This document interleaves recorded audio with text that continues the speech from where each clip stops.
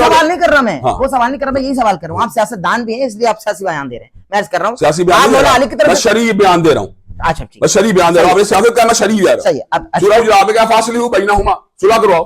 سیاست کہاں سے آئی؟ سن لیجیے.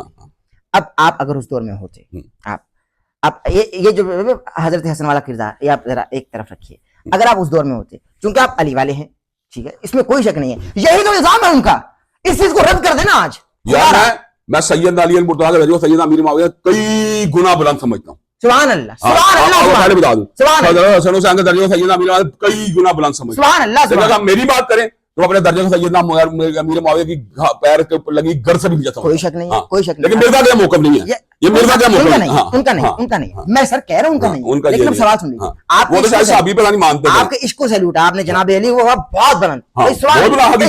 جو نظام تھا وہ تو دھلا نا. سن لیجیے ہمارے اس پوڈ کاسٹ کے تھرو. اب سن لیجیے